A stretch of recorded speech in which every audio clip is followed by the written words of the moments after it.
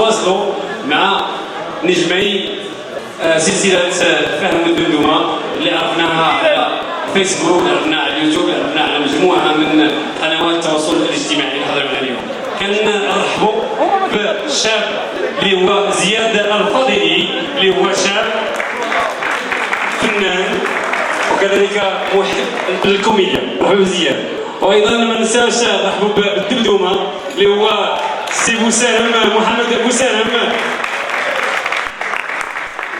يوسف زياد، مرحبا بك. الحضور ديال الناس معنا كاين اللي مربط، كاين اللي مسنا كما قريطرا، كاين اللي موزان، كاين واحد اللي ثلاث وزان هما ديزاجات.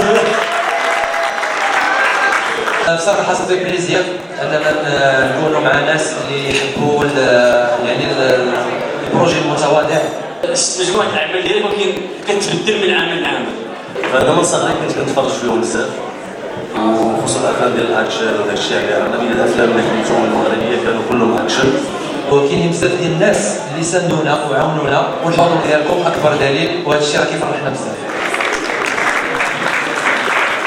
هذا الدور ديال الدمدومه واش هو اول دور كوميدي كتلعبوه؟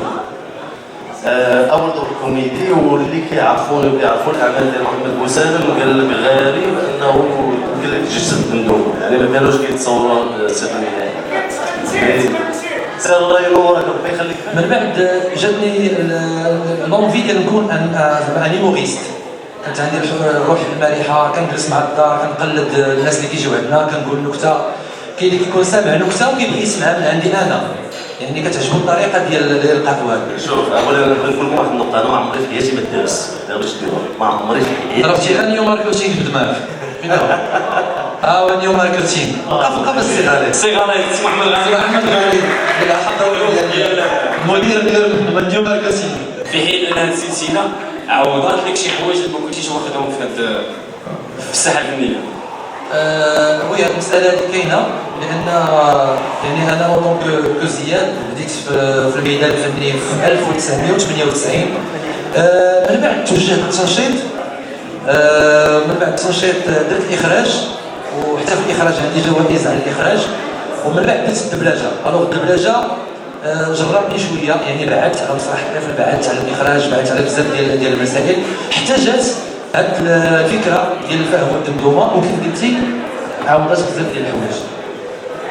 اضطريت انني نعرف ونبدل، وليت كنتبدل ساعه.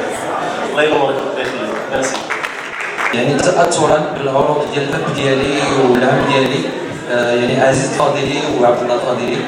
عندي دوزيام دون في كاراتي، بروميير دون في لايكيدو، بروميير دون في كونتاك. ديت بطولة العالم في 2005 في بانكوك في المواي تاي اللي هو بحال الكيك بوكسينغ. ملي جات الفكره ديال فاهم والدمدومه، وعلاش بالضبط فاهم والدمدومه؟ لأننا غادي نديرو شويه الرواج مع الاصدقاء ديالنا وليزامي ديالنا. اوكي شنو غادي نديرو؟ انا ديجا كتعني الفكره ديال واحد سيديكتور مع صاحبو ما كيعرفش يهضر مع البنات، وانا زعما داك السيديكتور اللي غادي يعلمو كيفاش يدير لا سيديكسيون ويجيب البنت وغادي الى اخره. اقترح لي القضيه ديال الحجره، قال لي غتولي نضربها بحجيره وانا غادي نضربها بحجره كبيره. من حسن الصدف ان لقينا تروطوار كاين تما واش بحال كيقول لنا، كنا كنتهربوا من الاخراج. كنقول بوسالم دير سميتك في الاخراج، كيقول لي ديرها انت مخرج. كنقول له انت راه اسيستون ديال الرياليزاتور وكتفهم في الاخراج، دير الاخراج. قال لي لا، كنا نعبدوا انت الاخراج. قال لي لا، يعني لدرجه اننا كنا ندخلوا فين هذيك الحلقه. الوغ ملي درنا فيديو كلشي بدا كيبارطاجي، عاد جا وسالم قال لي دير الاخراج. جيت انا قلت له لا انا اللي ندير الاخراج. جا عبد الله قال لي لا انا ندير الاخراج، انا اللي ندير الاخراج. اما بالنسبه للتسميه حتى هي فاجات بواحد الصدفه. قلت لي دابا انت ما كتفهمش، قلت له زعما انا فاهم. قلنا صافي مزيان الفهم. قلت له انت، قال لي دمدومه. قلت له صافي غنديروا الفهم والدمدومه. صافي وجا العنوان يعني اعتباطيا بحال هكا وسرات. بالاضافه لبزاف ديال الافلام الاجنبيه، وانا فيلم واحد اللي كنحس له على واحد القضيه وهو راه عارفه، هو انه مثل قدام واحد السيده اللي كنحترمها، لا في الجمال لا في التمثيل لا في الصور لا في الادب، فاش ما جيتها لي هي نيكول كيدمان. يعني باش تلعب قدام هذه الممثله.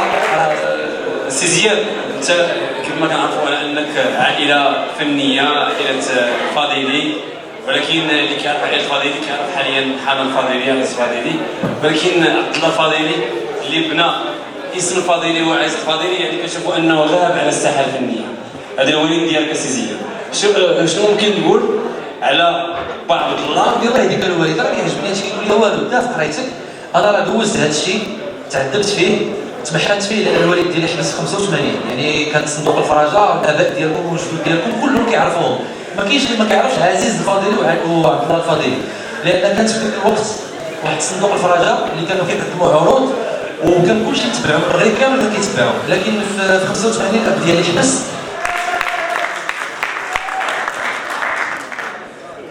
دابا الوالد ديالي كيناقش معايا المواضيع ديال الفهم والدمدمه وكينصحني هذه زوينه هذه خايبه، وهادشي كنت كنتسنى شحال هادي جا معطل، ولكن صافي بريزير. الوالد ديال الفضيلي فنان بكل ما تحمل الكلمه من معنى، ديال الاولى، وهو من النوع اللي كيتفرج في شي حاجه ما كيضحكش، ما كيضحكش بصفه نهائيه، يعني يقدر يتفرج في شي حاجه كتضحكنا حنا وهذه القضيه هذه وينوض يمشي بحال هكا. يعني الفهم والدمدمه كنظن هي السلسله الوحيده اللي خلاتو يضحك. وانا بالنسبه لي كممثل شرف لي ان الوالد ديالو تعجبو شي حاجه ديالي، والله شرف.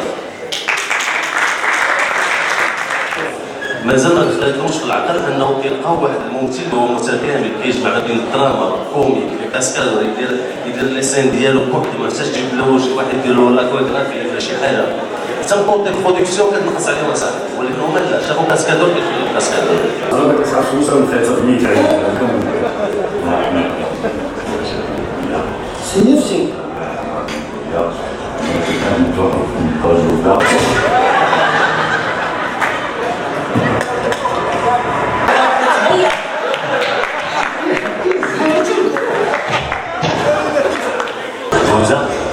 ما يديرهاش بين الحبابات. خصك تسمح لي زعما تقول لي واش دابا كتغني هادي ابو سالم فين غادي بيا؟ لكن البارح كنت كتقلب داك البيسه اللي تخرج من الخارج، كتخرج مشات لك الصنداله ديال الحمام والشامبون والصابون، تهضر معاها. وي 400 درهم واحد ياكل. خدمه زينه. عرفتي لي انا ابو سالم صاحبي الله يعمر هذا. ممكن باش نجيب خيط خايف تما ماشي مشكل. بما كدير صاحبك سعيد طيب فين كاين صاحبي؟ في الفضوء تلقى واحد الرجل خبره.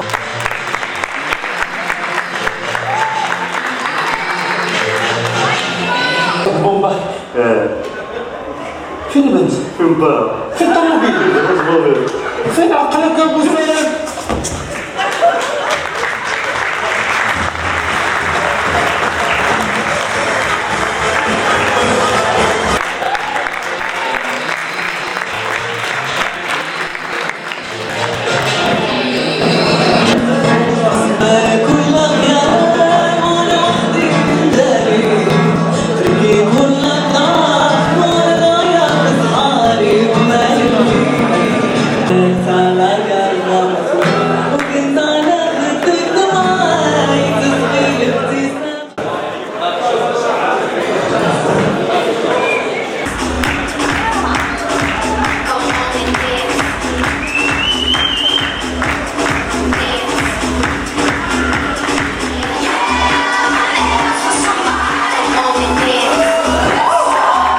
هادشي اللي داز من الحلقات اللي هما 8 غادي يكونوا على شكل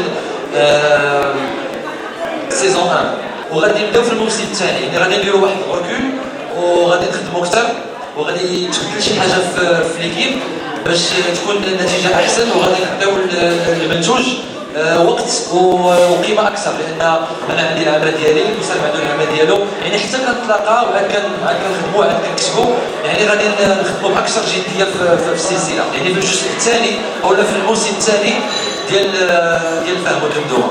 ما بين قوسين الجميل في السلسله ديال الفهم والدمدمه، وكنظن انا زياد ما يختلفش معايا في الراي انها مفتوحه في جميع الدراري شباب موهوبين والبنات، نسيتي البنات، الدراري والبنات شي كبار دمدوم.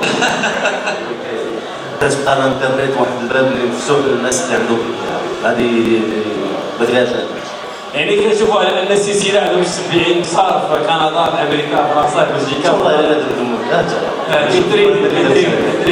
حسن الصداع قولها نخرجوا مزوجين من هنا ولا شي حاجه درنا المشاكل شكون اللي عرفنا يكون شكون اللي نسمع ارمل لا ارمل اللي ما كاين المراه موت ولا شنو زوفري هذا هو هذا اللي قالت السيده مزيان. واعرين بزاف كيضحكوا عندهم ان ميساج اللي كيوصلوه من خلال الفكاهه، ولكن فاش كنرجعوا كنلقاو باللي انتاج ذاتي وكنلقاو باللي الشباب اللي كيخرج لنا هاد لي برودوي وناس وحدين اخرين اللي كياخذوا ميزانيات ضخمه باش كيخرجوا لنا بساله اللي اون فوا كتبدا في الوقيته ديال الفطور اغلبيه فينا ولا كيقلب لا من الاولى ولا دوزام ولا ميدي ان تي في، فكنقول باللي هاد الناس هادو كيستحقوا تشجيعات كثر وكثر، وعافاك الا ما صدقوا عليهم بزاف وهذا صدقوا عليهم بزاف. وعلاش لا في الدوله بعد غدا تجيهم بروبوزيسيون من وحده من هاد القنوات هادو باش السلسله ديال فهم الدمدمه تنتقل من ما نقدرش نقول الهواة ولكن من ان برودوي مي بروفيسيونيل لان برودوي بروفيسيونيل. هذوك لي جين ديالكم ولي كومونتير ديالكم راه هما اللي خلاو نفهم الدمدم يزيدوا كنكونوا ضربنا فيها تماره ديال بصح. علاش؟ باش نعطيو ان بون برودوي. يعني الا ما عطيناش حلقه زوينه شتي الا ما ضحكتش عليها انا ومسالم والله ما كنديروها. وقف اخويا مراد كنبغي نسمع الحلقه عليه ديريكتور ديال الكاستينغ وفنان تبارك الله وممثل، يعني حتى هو حب الفهم والدمدمه وحتى هو راه كيجري معنا وهذا فخر. ما نساوش محسن وحمزه والسي عمور، يعني جات لائحه طويله الحمد لله. واش الدعم ديالكم اللي كتعطيوهم باش هما غاديين لقدام، وكنشكرك بزاف عطيتينا فرصه اللي اساسا نجي عندك نشوفك، نتمنى تعطينا فرصه مره اخرى نخدم معك. اللي بغيت نقول هو الاستاذ سي محمد المسالم، وكان شرف كبير باش عرفت الاستاذ زياد الفضيلي.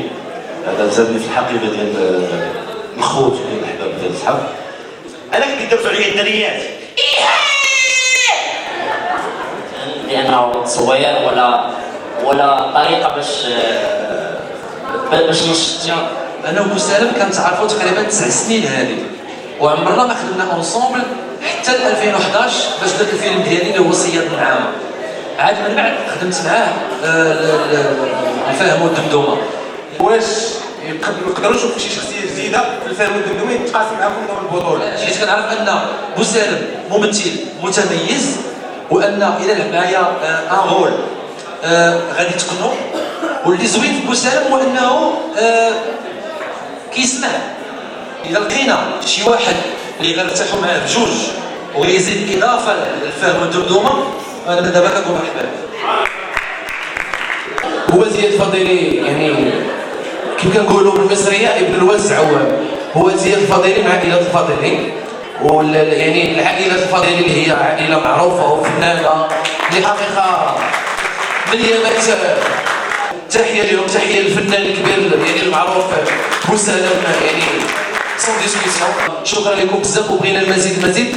غير واحد بدل هذيك 4 دقائق ونص ولا 5 دقائق ما كناش تكون 15 دقيقه. كنوجه لهم واحد التحيه لانهم تعاونوا معنا حتى هما وشاركوا معنا في هذه السلسله. وجيت فخوره وكنشكرهم بزاف لانهم اتاحوا لي هذه الفرصه وكنتمنى لهم الاستمراريه. وكنحس لي الشرف نكون في اول حلقه ديال السلسله فكاهيه فهم الدمدمه، وما كنتش كنتوقع انها غتوصل لهذا النجاح وغتولي معروفه فهم الدمدمه. انا اولا كنشكر زياد باش عاد كنعرفو هنا في فهم الدمدمه. زياد تقريبا اكثر من 10 سنين هو خدام، كان تيخدم كيعطي كل ما عنده. كنشكر سي زياد وسي مسالم على التجربه الصغيره ديال السلسله ديال فهم الدمدمه، وكنتمنى لهم مشوار طويل في هذه السلسله ان شاء الله. كنشكر زياد ومسالم. انا فرحانه بزاف حيتاش خدمت معاهم. ما كنتش كنتوقع الحضور ديال هاد الناس كاملين، زعما شكرا بزاف اللي حضرتوا تشجعوا هاد الناس، يعني يستاهلوا. وليا الشرف انني خدمت معهم الحلقات منها، وموعدنا ان شاء الله معكم في سيزون ان شاء الله. شكرا.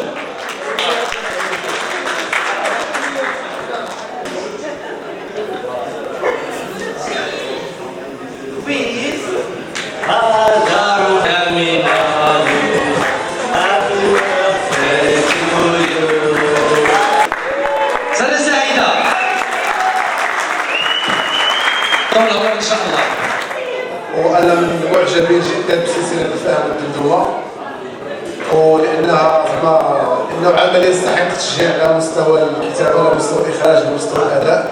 ومع الاسف اننا ما كنشوفوش هاد الاعمال اللي كتكون عندها جوده ما كنشوفهاش في التلفازه.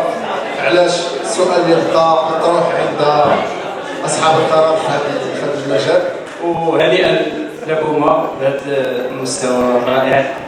انا صراحه من المعجبين، هذه الحقيقه، وصرحت لكم هذا الشيء في ظهركم وقدامكم.